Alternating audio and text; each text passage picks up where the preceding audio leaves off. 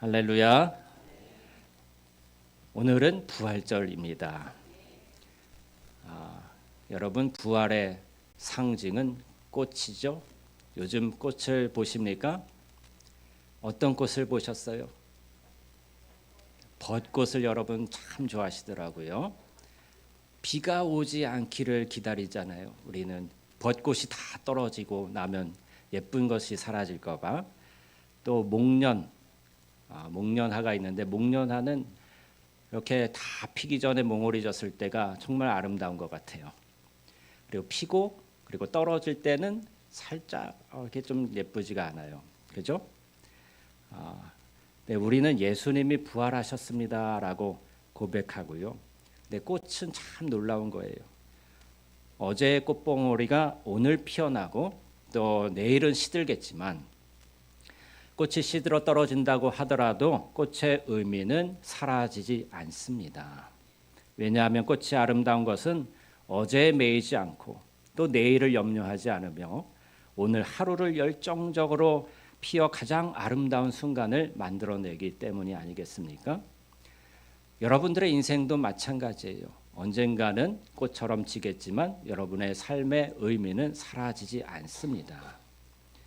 우리가 부활을 상상할 때에 우리의 경험의 틀에서만 상상하려 합니다. 그런데 부활은 우리의 경험과 우리가 경험할 수 없는 놀라운 것이에요. 초월적인 실제입니다. 우리가 알던 모든 것들이 씨앗에서 꽃으로 변모하게 될 것입니다. 그리고 씨앗의 모양이 더 이상 기억나지 않을 만큼 찬란한 것이 부활인 것입니다. 마치 유채꽃이 더 이상 씨앗의 모습을 기억하지 않듯이, 나비가 애벌레 때를 기억하지 못하듯이, 우리가 부활을 맞이하게 되면 우리의 옛 생활의 모습들을 기억나지 않을 만큼 그때는 찬란한 삶을 살게 될 거예요. 그것이 부활입니다. 삼위일체 하나님의 영광으로 찬란하게 빛나며 존재하는 모든 것에서 주님의 아름다우심을 발견하고 찬양하는 영혼의 예배가 지속될 것입니다. 소망을 품으시기 바라요. 이 땅에서 참 구질구질하게 이렇게 어렵게 살아가도 내 삶이 왜 이런가 실망하지 마시고 여러분은 꽃과 같이 아름답게 피게 될 것입니다. 그리고 영원히 지지 않게 될 것입니다. 사랑의 햇빛에 피어난 꽃처럼 부활은 하나님의 사랑 안에서 새로워지는 생명입니다. 그 짙고 풍부한 향기에 우리 영혼이 정신을 잃을 만큼 부활은 찬란하고 아름답습니다. 그런데 여러분, 제가 솔직하게 여러분에게 묻고 싶습니다. 지금 여러분의 마음도 부활의 꽃처럼 그렇게 환하십니까? 어떤 분은 이 자리까지 오는 게 참 힘들었을 수도 있어요. 오랫동안 기도해 왔는데 기도 응답을 받지 못하거나, 열심히 살아왔는데 돌아오는 것은 실망뿐이고, 믿었던 사람에게 배신당하고, 몸이 아파서 기도했는데 낫지는 않고 더 아파지고, 애써 붙잡은 것들이 열 손가락 안에서 다 흘러내려 버리는, 빠져나가 버리는 그런 경험을 하고 계실 수도 있습니다. 어떤 분은 지금 이 시간에도 마음 한켠에 무거운 짐을 내려놓지 못한 채 이 자리에 앉아 계실 것입니다. 부활절이라고 하지만 그 삶의 무게가 한 번에 사라지는 것은 아닙니다. 오늘 본문에도 그런 사람들이 등장하고 있습니다. 두 사람이 걷고 있어요.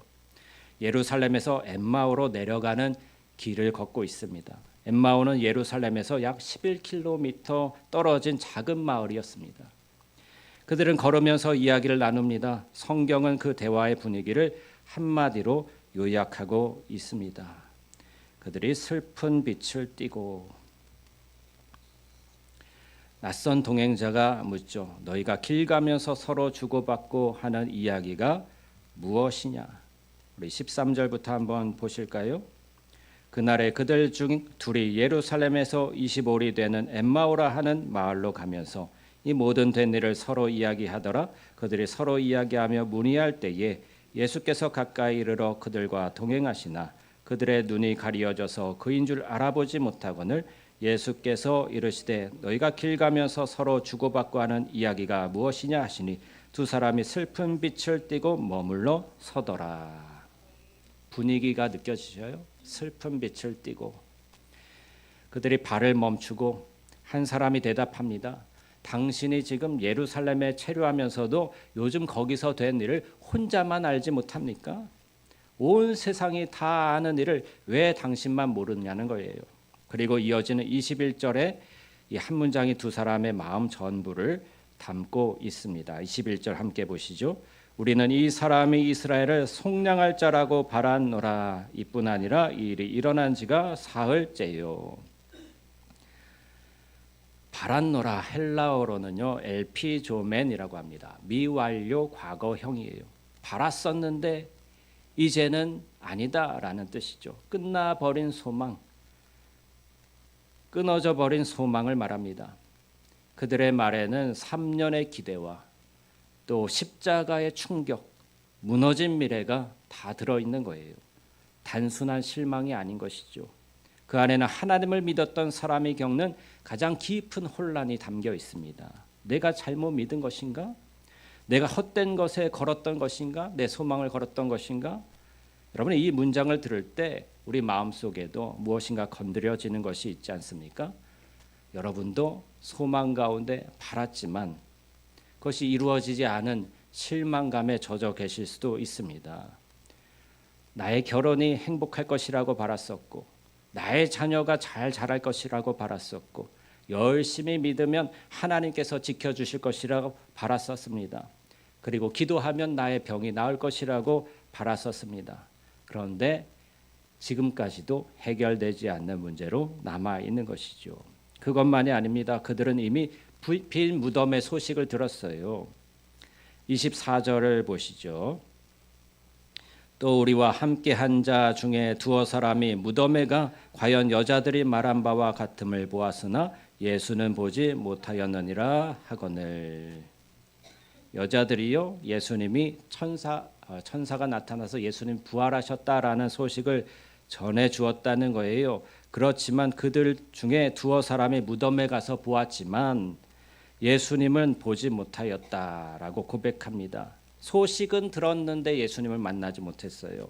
정보는 들었는데 실제가 없어요.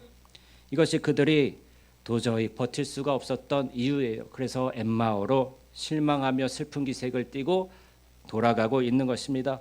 부활 소식이 있어도 그것이 내 현실이 되지 않을 때 사람은 원래 있던 곳으로 돌아가는 거예요.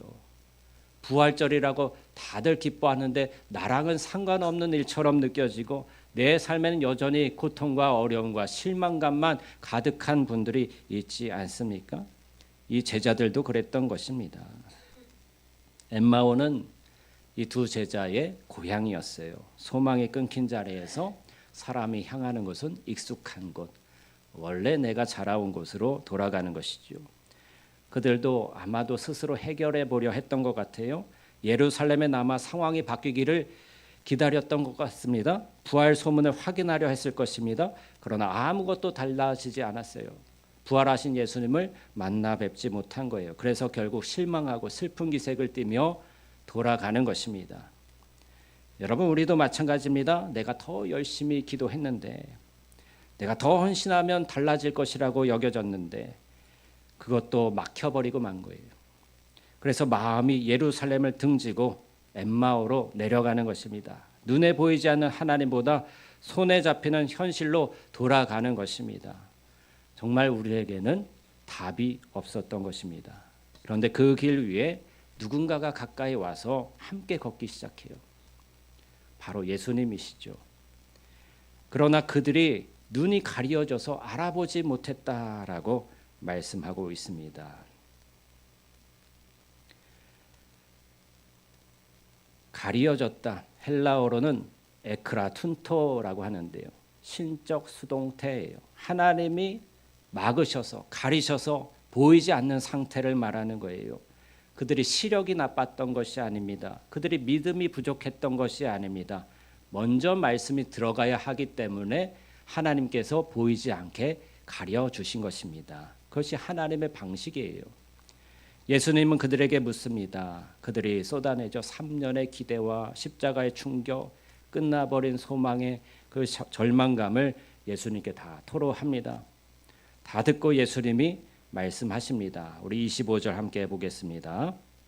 이르시되 미련하고 선지자들이 말한 모든 것을 마음에 더디 믿는 자들이여 그리스도가 이런 고난을 받고 자기의 영광에 들어가야 할 것이 아니냐 하시고. 그리고 27절도 읽겠습니다. 이에 모세와 모든 선지자의 글로 시작하여 모든 성경에 쓴 바 자기에 관한 것을 자세히 설명하시니라. 아멘. 창세기부터 말라기까지 구약 성경 전체의 그런 이야기를, 그 모든 성경이 한 분 예수님을 향하고 있다는 것을 예수님 자신이 해석해 주고 계신 거예요. 십자가는 결코 실패가 아니었습니다. 구원에 이르는 과정이었습니다. 고난을 통해 영광으로 가는 길, 그것이 처음부터 하나님의 계획이었던 거예요. 그 말씀이 걸으면서 내내 들어간 거예요. 예수님이 해석해 주시는 예수님 자신에 대한 구약 성경의 모든 예언들과 시편의 말씀들을 예수님이 해석해 주신 거죠. 엠마오에 도착합니다. 예수님은 더 가시려는 것 같았어요. 그러나 두 사람이 간청하죠. 우리와 함께 유하사이다. 때가 저물어가고 날이 이미 기울었나이다. 예수님이 그들과 함께 집 안으로 들어가셔요. 식탁에 앉으셨습니다. 떡을 가지사 축사하시고 떼어 그들에게 주셨습니다. 그 순간 어떻게 되었을까요? 그들의 눈이 밝아지는 거예요. 완전히 알게 되는 거예요. 깊은 인식에 이르게 되는 거예요. 예수님을 발견하게 되는 것입니다. 예수님을 알게 되는 것도요, 우리 스스로 탐구해서 알게 되는 것이 아니라 하나님이 우리의 눈을 열어주셔야만 알게 되는 것입니다. 성경을 깨닫게 되는 것도요, 예수님이 해석해 주시고 예수님이 눈을 열어주셔야 알 수 있게 되는 것입니다. 그 순간 그들이 서로 이야기하는 거예요. 그래서 우리에게 말씀하시고 우리에게 성경을 풀어주실 때에 우리 속에서 마음이 뜨겁지 아니하더냐. 32절이죠. 우리 함께 31절부터 함께 보겠습니다. 그들의 눈이 밝아져 그인 줄 알아보더니 예수는 그들에게 보이지 아니하시는지라. 그들이 서로 말하되 길에서 우리에게 말씀하시고 우리에게 성경을 풀어주실 때에 우리 속에서 마음이 뜨겁지 아니하더냐 하고. 아멘. 이미 마음이 뜨거워진 거예요. 말씀을 들을 때부터 이미 일어나고 있었던 거예요. 그들은 몰랐을 뿐입니다.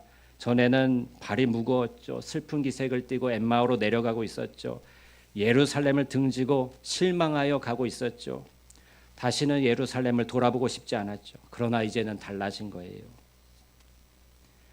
예수님을 만났을 때 그들의 심령이 변화가 일어난 것입니다. 여러분, 어느 어머니 이야기가 있습니다. 남편과 사별하고 자녀들은 뿔뿔이 흩어지고 몸도 많이 쇠약해진 어머니가 있었던 거예요. 오랫동안 새벽 기도를 쌓았는데 어느 날부터 발걸음이 멎어졌습니다. 더 이상 무릎이 꿇어지지 않는다고 합니다. 하나님이 멀게 느껴진다고 했습니다. 그냥 아무것도 느껴지지 않는다고 했습니다. 그 어머니가 어느 날 오래된 성경을 꺼내 들었습니다. 젊은 날 밑줄 그어놓은 구절들이 가득한 성경이었어요. 특별한 이유가 있었던 것은 아니지만 그냥 손이 갔습니다. 한 구절 한 구절 손가락으로 짚어가며 읽어 내려가다가 어느 순간 눈물이 주르륵 흐른 거예요. 무슨 감동적인 말씀을 읽어서도 아니고 그냥 읽다 보니 마음이 뜨거워졌습니다. 그리고 이런 고백을 합니다. 내가 혼자인 줄 알았는데 그게 아니더라고. 주님이 나와 지금까지 함께 계셨더라고. 마음이 뜨겁지 아니하더냐. 32절의 그 물음이 그 어머니 안에서도 울렸던 것이죠.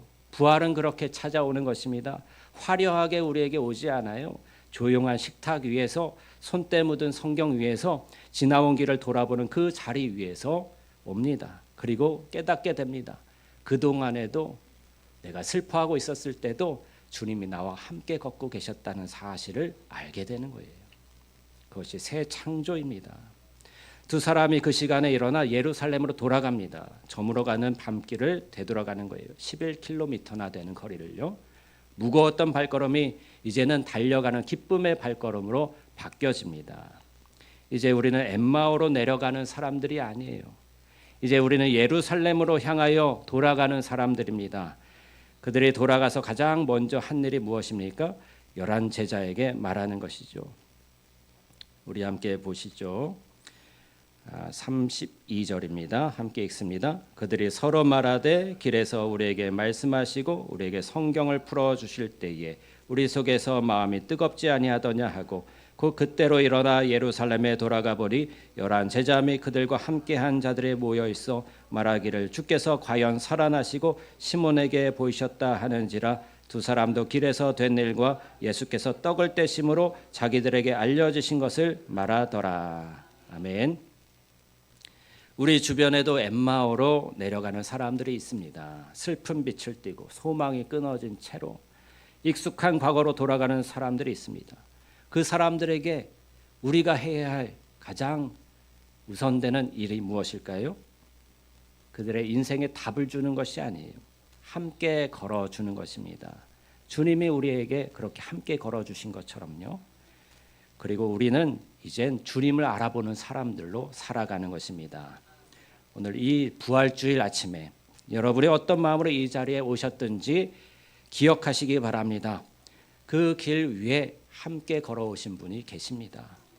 알아보지 못한 채로 걷는 그 길 위에 소망이 끊어지고 마음이 실망하고 낙심하고 또 몸이 아파서 절망하고, 그러나 주님이 여러분의 발걸음에 함께 여러분과 함께 오신 줄 믿으시기 바랍니다. 주님은 죽음을 이기셨습니다. 여러분의 실망도 끝나버린 소망도 주님에게는 끝이 아닌 거예요. 우리 속에서 마음이 뜨겁지 아니하더냐? 그 마음이 오늘 여러분 안에서도 살아나기를 축원합니다. 기도하겠습니다. 우리